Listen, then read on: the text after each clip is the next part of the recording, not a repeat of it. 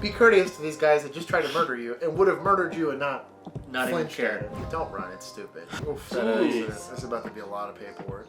The George Floyd situation really should have been handled more analogous to that. Well, once handcuffs are applied, go and render aid. Or go and and you avoid 90% of these issues that come out of this thing. Welcome back, Internet. Welcome back to Only Cops. We are going to be doing some end-of-watch clips. We're welcomed here with Patreon supporter Michael, and it's Bill as always. So come ride a 3-man with, I guess it's 4-man, with the with One's the audience in the room, here. dude. Don't leave One's him in out. the room. Yeah, Producer come on. one's in the room. You gotta have a producer here. So come join us while we break down these end-of-watch clips. The best movie of all time. I agree. Yes. I agree fully. I already just got so hyped. Yeah. Yeah. And I'm here to arrest you. You've broken the law. I did not write the law. I may even disagree with the law, but I will enforce it.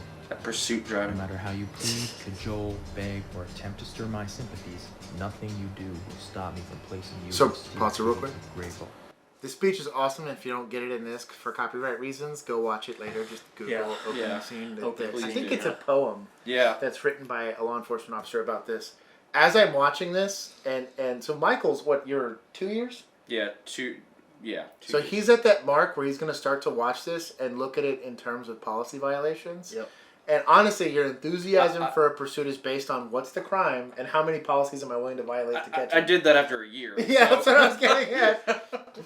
That being said, during a police chase, all bets are off. Once you have authority to chase a vehicle, and every jurisdiction's a little different. In general, though, especially in Texas, once a pursuit is authorized, they will chase you. The term is till the wheels fall off. A lot of places will. Yeah. A lot of places And will. so this is oftentimes a felony. Evading in a vehicle is what it'd be in Texas.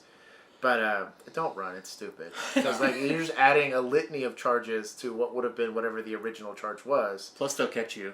Oh, yeah, they're gonna you're catch getting you, caught. yeah. You're getting caught. And even if you managed to get away, the type of warrants that are now going to be the kind of warrant service you're going to get for the whatever crime you originally committed versus now you're fleeing and evading. You know why they don't have America's Most Wanted on TV anymore? Yeah. Because everybody's caught. So anyways, we'll keep going. Yeah. If you run away, I will chase you. If you fight me, I will fight back. If you shoot at me, I will shoot back. By We know law, who I the am suspect unable to vehicle walk is. away. I am a consequence. I am the unpaid bill. I am fate with a badge and a gun.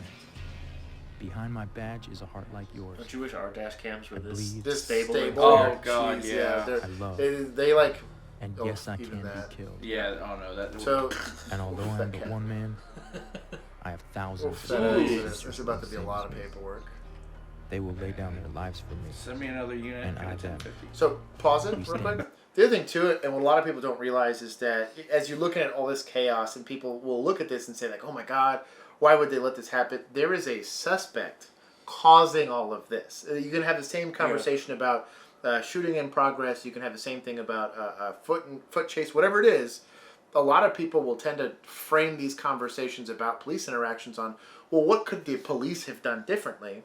As opposed to looking at this and being like, well, maybe this jackass doesn't need to be ramming cars and stuff like Never that. the suspects. No. Yeah. And then you've got departments that say that have that very conversation. So, the officer could have done this differently. If the officer and that- hadn't been chasing the guy wouldn't have caused those And wrecks. here's where the arguments for pit maneuvers come into play. Yeah. Here's where the arguments for, again, the use of deadly force or the leveraging of deadly force to end these things before they can escalate. And getting the training necessary to do all of that. And then you have case law as far as fleeing felon and how much force you can use to prevent a fleeing felon. Yeah, I think some of those accidents probably could have been fatalities, not to mention life-changing injuries. I mean, that truck was on its side. Anyways, we'll keep going. And I them. We stand watch together. A thin blue line, protecting the prey from the predators, the good from the bad. Speech. Yeah. We are It does the something for me. police. For having to have chased bad guys and caught them. I've chased on foot. Hey, you put bad people in jail. It's all that matters.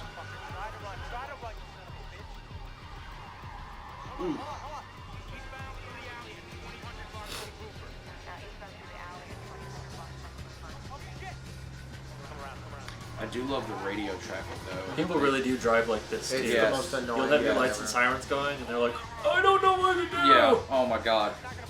I've had someone cut me off while I'm driving 140 to catch somebody. I've had them stop in the middle of the road. Oh, they actually did pit him. Yeah, I forgot about that. Ooh. And, yep. Well, you got property. Oh, never mind.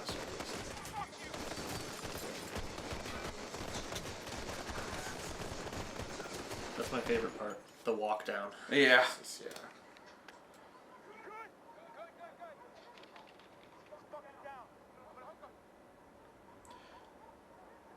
So pause it real quick. So this is something that a civilian won't understand, is that the questions that are going to be, I can already hear it because this is what happens for everything.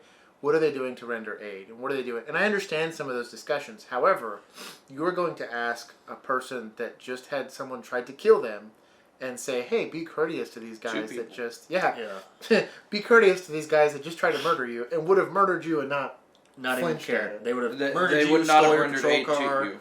That being said, I do agree that law enforcement should be held to a higher standard than you would normal people, and they should be doing things like rendering aid. However, the mindset of trying to flip the switch from I'm in mortal danger for my life to, hey, I'm a first responder, it's not something that happens overnight, and I don't think it's something that should be evaluated in a vacuum, where it's oftentimes evaluated from this very sterile academic setting of, oh, well, if they maybe would have applied something here at this time. You really cannot be holding, and this is really where qualified immunity and things like that really come into play, because let's say we let these guys go.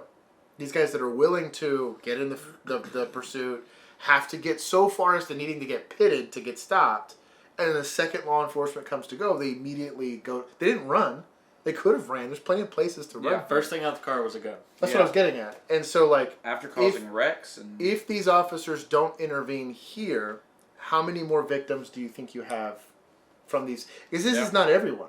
Yeah. You have plenty of car chases like this where they're really trying to just get away, and the car wrecks out and the dude books it or steals a patrol car or or gives whatever up it is. right then and there. Sure. And these are people that are just trying to avoid a consequence. This specific scenario, and I think it was wise for the producers of this film to use this one specifically, there was trying to get away, and when they couldn't do that, they were willing to hurt anybody to get away.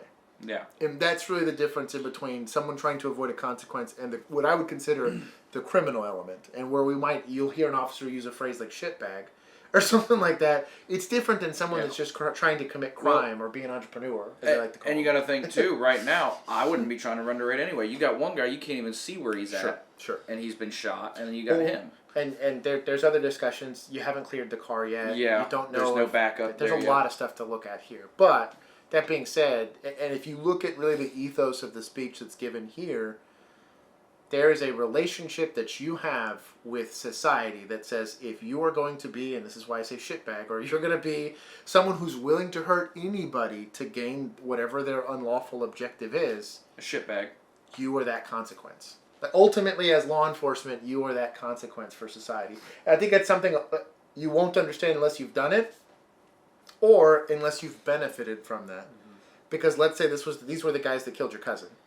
Yeah. Let's say these were the guys that robbed your wife. Or these were the guys that kicked in your door while you were gone. It's very different. And again, they're the ones that ran over your cat during this pursuit.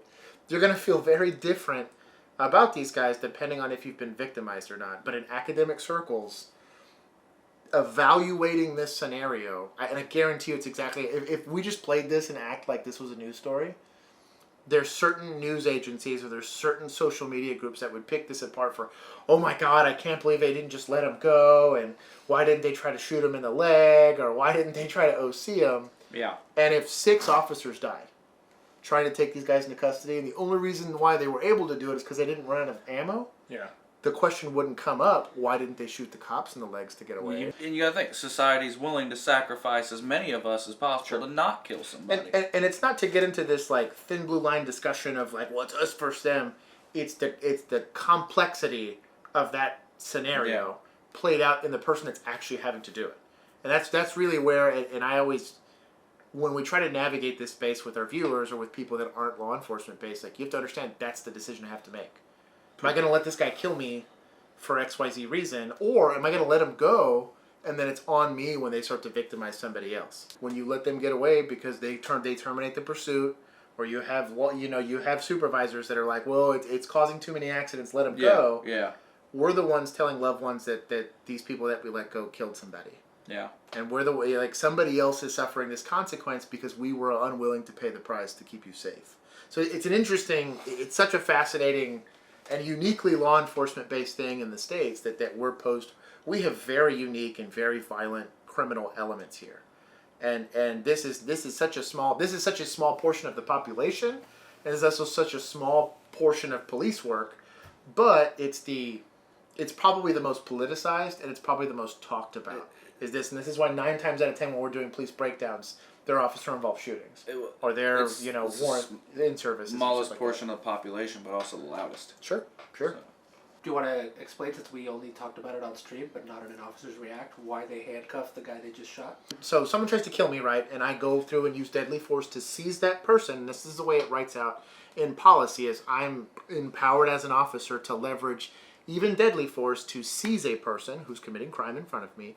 You're handcuffing them first because your job is to secure the scene, not to render aid. And the reason being is we are not medical professionals. And even if we had emergency medicine medical training, I can't do anything past anything before I secure the scene. And the public is owed that. The investigation is owed that. But also any actual medical nurses, doctors, whatever, can't intervene in this situation until they're secured. And part of that is, hey, the people that were just 2 seconds ago killing people, once I have them handcuffed, there's no reason why I can't render aid. Yeah.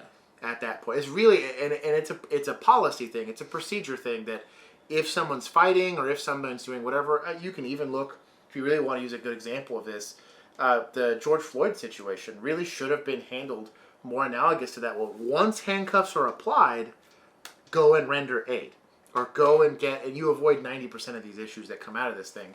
But the handcuffed portion of it, or the restraining of that person, they've already committed XYZ crime. I have to restrain that person because that's my obligation to this situation. It's called peacekeeping. It doesn't look great all the time, but that's the concept behind it, is creating peace so that we can then start to mend the wounds of what crime has done to this specific area. But handcuffing has to happen first because you are not allowed to say that the scene's secure unless the criminal element's been detained. It looks weird from the outside. Look, you just shot the guy. Why are you handcuffing him? But he's not gonna just stay down. There's plenty of instances where you'll go and you'll shoot somebody and they'll still get back up. Or even there's plenty of instances where you'll tell someone to get on the ground. They'll get on the ground. You give them enough time to think about it, and they get re-motivated to get back up. They get back up, and you're now in this same cycle of, well, now I have to leverage more force to go do everything. Really, handcuffs, that's what they're designed to do, is to take the fleeing aspects. Why you put him into a patrol car to transport him. That's why you put him in a jail. You go to render aid on him, and he starts fighting you while you're trying to help him. And you create he's not restrained. Yeah, you're creating another instance, so I think it's important. It looks weird on the outside looking in, but you've never had someone try to kill you, and then you're now legally responsible to render that person aid. You have to do it in a way that's safe. And the way to avoid being stuck in this situation is don't do things that would make somebody leverage deadly force on you. And this is typically how you avoid Is that most all you of have these to do? situations. Yeah. That And I'll say sounds this. really simple. And I'll say this. I've had plenty of personal situations where I had to point a firearm at another living, breathing human being because they were doing things that made me believe that they were trying to leverage deadly force on me. I was able to talk them down into that situation. It's at gunpoint. And this is with the guarantee that if they do XYZ thing, they will be shot. And they made good life decisions and said, hey, I might be a Probably a bad felon. idea. I might have diddled a kid, but that's, I'm going to go to prison rather than die.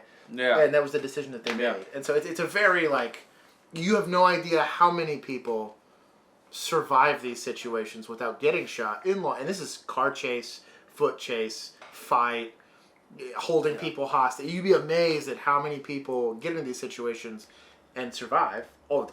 Probably thousands of times a day in America. They just don't talk about it. These are the ones that we tend to concentrate on. So that was our breakdown of this end of watch clip. Thank you guys for watching. I appreciate it. If you like what you're seeing and enjoy our content, go ahead and like, comment, and subscribe on this and hit the little bell notification so you get notifications when we do more content. We have merch available. Producer Juan has worked very tirelessly. He's also wearing a hat and a shirt. He's all pimped out today. So go ahead and check that stuff out. We have more stuff coming. I think we have Not My Pants is live on our Redbubble. We have some fun stuff that's out there if you guys like it. Like I said, we go live twice a week, typically Tuesdays and Thursdays. Go check out our live streams if you like that. We do Let's Plays, and then we do officer breakdowns. Go join us on that, and we have some more fun stuff on the way. I appreciate you guys riding 4-man with us today. And until next time,